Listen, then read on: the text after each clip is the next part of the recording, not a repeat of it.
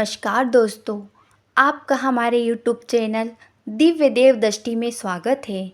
आज की कहानी है सच्ची भक्ति और प्रेम से भगवान को भी जीता जा सकता है।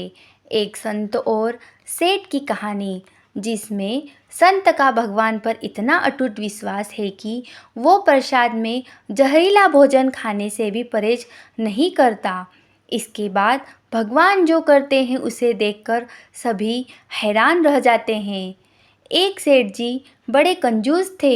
एक दिन उन्होंने दुकान पर बेटे को बैठा दिया और बोले कि बिना पैसे लिए किसी को भी कुछ मत देना, मैं अभी आया। एक संत आए जो अलग अलग जगह से एक समय की भोजन सामग्री लेते थे। लड़के से कहा, बेटा जरा नमक दे दो। लड़के ने संत को डिब्बा खोलकर एक चम्मच नमक दे दिया। सेठ जी आए तो देखा कि डिब्बा खुला पड़ा था। सेठ जी ने कहा कि क्या बेचा? बेटा बोला, एक संत जो तालाब पर रहते हैं उनको एक चम्मच नमक दिया। सेठ का माथा ठनका। वो बोले, अरे मूर्ख, इसमें तो जहरीला पदार्थ है। अब सेठ जी भागकर संत के पास गए। तब तक संत भोजन बनाकर भगवान का भोग लगाकर खाने की थाली लेकर बैठ चुके थे। सेठ जी दूर से ही बोले, महाराज रुकिए, आप जो नमक लाए थे नमक नहीं था बल्कि जहरीला पदार्थ था। कृपा करके आप ये भोजन न करें। संत जी बोले, भाई हम तो प्रसाद लेंगे ही, क्योंकि भोग लगा दिया है। भोग लगाकर भोजन छोड़ नहीं सकते। अगर भोग नहीं लगता तो भोजन बेशक छोड़ देते। यह कहकर संत ने भोजन को प्रसाद समझकर खाना शुरू कर दिया। सेठ जी के होश उड़ गए। वो रात भर वहीं बैठे रहे।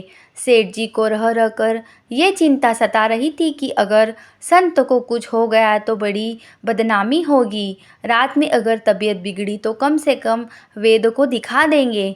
सोचते सोचते उसे नींद आ गई। सुबह रोज की जल्दी तरह संत तो जल्दी उठकर नदी में स्नान करने लगे। सेठ जी ने कहा, महाराज तबीयत तो ठीक है? संत बोले, भगवान की कृपा है। इसके बाद वे पूजा के लिए मंदिर चले गए। जैसे ही संत ने मंदिर का द्वार खोला तो देखा कि भगवान के श्री विग्रह के 2 भाग हो गए हैं और शरीर काला पड़ गया है। ये देखते ही सेठ को सब समझ आ गया कि भक्त के अटल विश्वास को देखकर भगवान ने भोजन को जहर भोग के रूप में ग्रहण कर लिया और भक्त को प्रसाद ग्रहण कराया। इसके बाद सेठ ने तुरंत घर जाकर बेटे को दुकान सौंप दी और स्वयं संत की शरण में आकर भगवान की भक्ति करने लगा। दोस्तों, आपको यह कहानी पसंद आई हो तो हमारे चैनल दिव्य देव दृष्टि को सब्सक्राइब करें और साथ ही बेल आइकन को दबाएं, जिससे आपको आने वाली ऐसी सुंदर सुंदर कहानियों को नोटिफिकेशन मिलते रहे।